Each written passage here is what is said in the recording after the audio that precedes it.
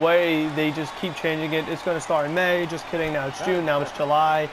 And there's always just so many different proposals, and the specifics of what we're going to is Rosario drives one deep left field, just early squared up, and it's out of here.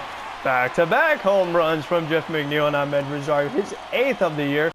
Hey everyone, hope you all doing well. Welcome to another New York Mets franchise mode, episode number 46-7. Just kidding, my math isn't the greatest. And in the last one, it was kind of similar to the first game where it took a little bit before we were really able to put the game out of reach. But one of the big things for this game was the bench stepping up. You see the guy right there, Eduardo Nunez. He had a big game for me, having 3 hits, driving in a couple of runs. Cespedes off the bench with a 2-run homer, and then JD really caps off with the pinch hit 3-run homer. So I think it was really good to have my bench fill in because you know what? With the 162-game season, you're going to need a lot of different guys to step up and fill in for you during the course of a season. So you would like it if, those guys could actually get something done when they are called upon. So I do think that all of that was very encouraging. I think it's Steven Matz's turn. I'm actually losing count. And as we look at it right now, now the whole team is tired. So, it was good that I was able to get a couple of guys some days off. But now some more players are going to need to take a day off. It's really nice that the Mets actually do have some versatility. This is the lineup that I am going to go with. I've said it before, but there is no way I'm going to rest McNeil and Alonso in the same game. So, again, I'm just trying to give, 2 guys a day off, per game. This way it's not too many all at once because that would really make it just too hard because, like I said, Mets bench has not been great. So I do think that, trying not to overdo it, it would make it really hard. We have a bunch of guys that really don't belong in a lineup all in there at once. You still want to be able to put together just enough runs to go ahead and win the ball game. And it's nice to have versatility because you see McNeil's out in right and JD's in third and Conforto's going to be in center field.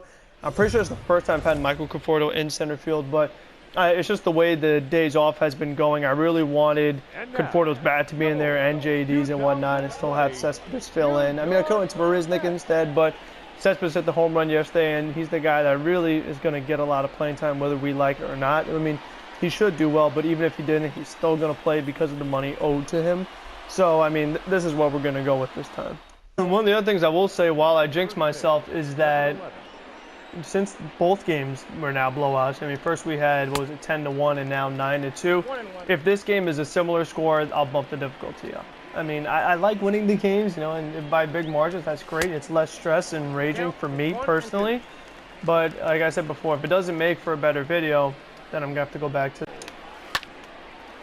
on the ground to Cano, who boots it, picks it back up, and gets over to Dom Smith, and the inning is over. A nice opening first inning for Steven Matz, 9 pitches. In real life, we know how important the first inning is for Matz because that's where he has his most troubles. For this game, I usually struggle in the first inning too. Not just with Matz, but everybody in general. I feel like once I could get rolling, then things go pretty well for me. I feel like it's like that for a lot of pitchers because when you can get a good first inning and just get into a groove and a rhythm, then you really could have yourself a good game, hopefully. But I thought was interesting is that, before all the craziness, this idea that the Mets would consider an opener for Steven Matz, I thought that was really interesting, just to have him not pitch the first inning. And the thing is that, eventually he is going to have a first inning, even if it's not the real first inning, if that makes sense. McNeil, good, it's out of here. Okay, an opposite field shot for Jeff McNeil, his 13th of the year, and the Mets jump out early. It's 1-0 on the first batter of the game for the Mets. But for Matz, I just think that, even if he comes in the 3rd inning or 4th inning, it's still going to be his first inning of work. So it's now will he be bad in whatever inning they decide to bring him in? So that's something that we might not get the chance to see. But I just thought it was an interesting thing to think about, just to try to find a way to really get out of that. Because Matz is one of those guys that, if Matz is on a roll, he could be locked down, honestly. We've seen Matz have his good performances, but if he has a rocky inning, all of a sudden he's not going to have a good outing. So I do think that, we don't know what it's going to look like, especially if there are 7-inning doubleheaders, which is something that it's been talked about a little bit, then not, and then it is. And just again, I've said this before, but the way they just keep changing it, it's going to start in May. Just kidding. Now it's June. Now it's July. And there's always just so many different proposals, and the specifics of what we're going to is Rosario drives one deep left field, just early squared up, and it's out of here.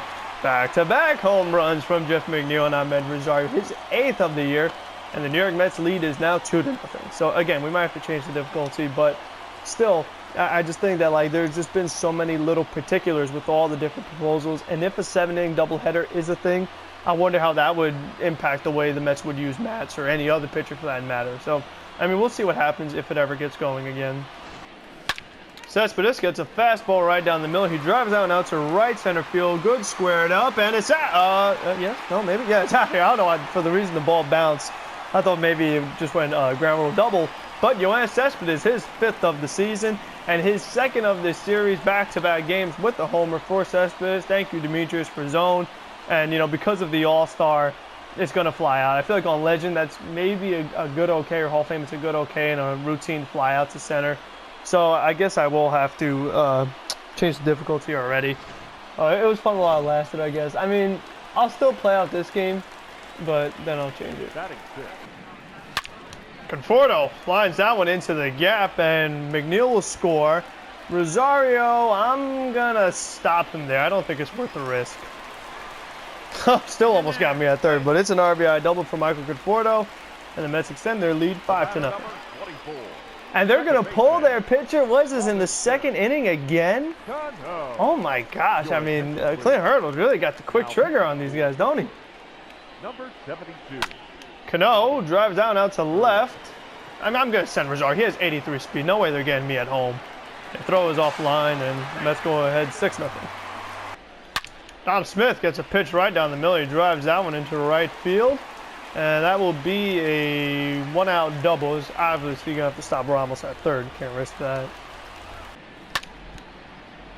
As Matz drives that one into right field, Polanco easing under it. He catches it. Going to send Ramos since he bumped into the wall and he was, you know, his momentum was going away from home plate. And that'll be a sacrifice fly for Steven Matz, so he gets an RBI. I'm going to change the difficulty now. You know, I mean, don't want to let this game get too out of hand. Don't want to make it like a ridiculous score to where it completely loses any interest, I guess you could say, as far as like competitive wise. Wow, he reaches over, hits that over JD's very early way outside.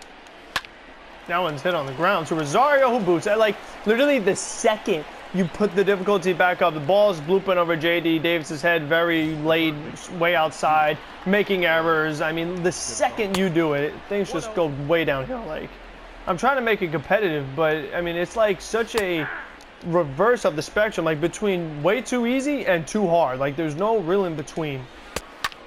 That one's hit up the middle, base hit. Josh Bell turns 3rd. He's coming on home. Here's the throw from Conforto offline, and the Pittsburgh Pirates are on the board. 1-2 for Max. That one's hit on the ground to Robbie Cano. Throws over to 1st, and that will do it for the 6th inning, and we'll do it for Steven Matz. He's a little yellow, so not going to push him. I really don't have to. Robbie Cano up the middle, base hit. I'm going to stop McNeil there. I really hate getting... Oh, I would have been safe. I don't like getting thrown out on the base, and I really don't. It's one of my least favorite things. I'd just have the bases loaded, force the pitcher to really, you know, make some quality pitches.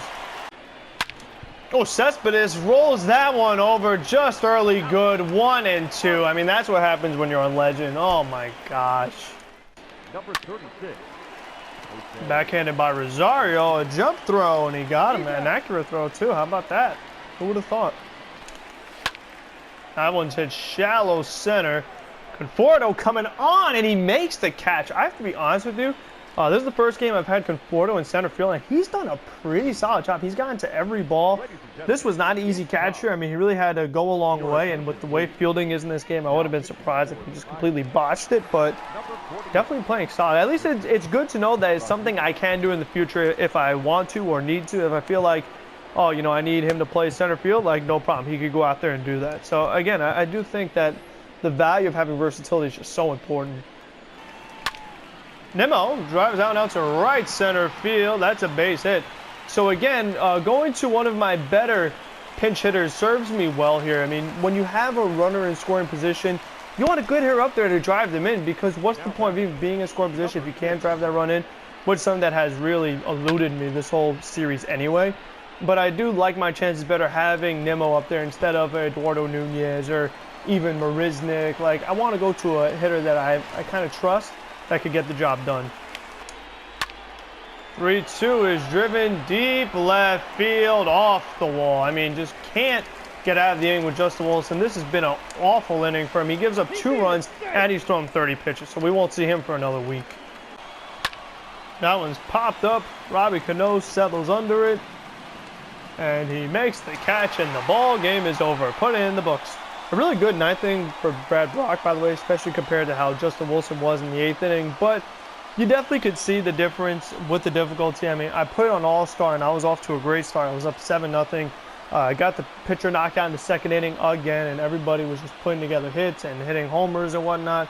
And once I put it back on Dynamic, which puts the hitting technically on Legend, it definitely is a lot tougher, don't get me wrong. I mean, when the PCI is smaller, the pitchers are pitching you tougher, and you're not going to get as much of a, I wouldn't really call it a bailout, but the game isn't going to help you as much as they would in a lower difficulty, where it's like, if your PCI is pretty good, the ball's going to travel a little better, but on Legend, it's just going to be a good okay or early okay or whatever, and it's going to be a double play or a routine flyout. And it makes it a lot tougher, and then, you know, it made for a much more competitive game, which is kind of why I did it, because I didn't want the game to get too out of hand to where it kind of loses any type of competitiveness or interest where, like, you know, how's this game going to go? Am I going to blow it again? You know, that whole aspect of it. But it definitely made it tougher. You saw with Wilson in that 8th inning. I mean, he threw 30 pitches, and they scored a couple runs. They had plenty of guys on base, and it definitely made me have to focus. And that's the thing I don't love, is that I have to be so locked in for hours straight, which isn't exactly fun necessarily. But I still hope that you guys enjoyed this video. If you did, leave a like. Comment, what do you think about the Mets, about the Pirates, about proposals, about, you know, what governors are saying about maybe having sports come back in certain states. Obviously, no fans, baseball, no spitting, no fighting, all the craziness that's going on. But subscribe to keep up with everything going on. And until the next one, be safe, be smart, be healthy, and I'll see you in the